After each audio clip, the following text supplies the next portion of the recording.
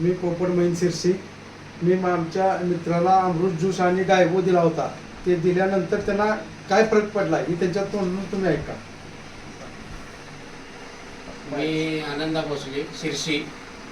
मला साखरेचा त्रास आहे, डायबिटीज आहे. मला डायबिटीजमुळं माझा म्हणजे पाय मला गमवावा लागला डायबिटीजमुळं, किंवा माझ्या ह्या हाताची बोटं वगैरे सूम होत होती, नसा माझ्या म्हणजे दुखत होत्या, ते पायाच्या अंगठ्याच्या वगैरे माझ्या नसा वगैरे या मोडमोडत होत्या.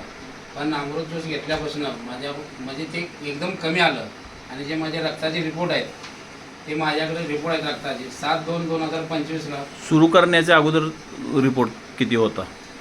सुरू करण्याच्या आधी सांगा की औषध सुरू करण्याच्या अगोदर रिपोर्ट माझा असा 7/2/2025ला रिपोर्ट होता 171. जेवायच्या अगोदर होती आणि जेवणानंतर 218 होती. परत मी रिपोर्ट काढला 10/3/2025ला अमृत ज्यूस सुरू केल्यानंतर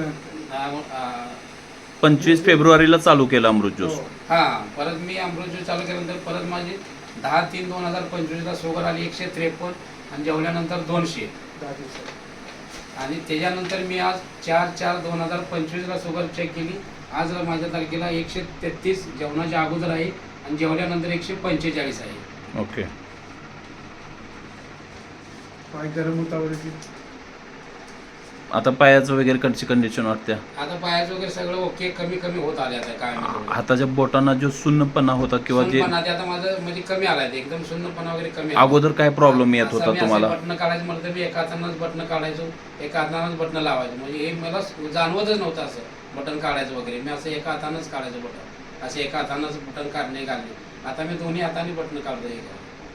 आता काय प्रॉब्लेम वाटत आता नाही? मला काही प्रॉब्लेम नाही. म्हणजे तुम्हाला आता हे अमृत ज्यूस आणि डायबोजीनं खूप चांगला फरक खूप चांगला पडलेला मला आहे. रिझल्ट आला. Okay, thank you.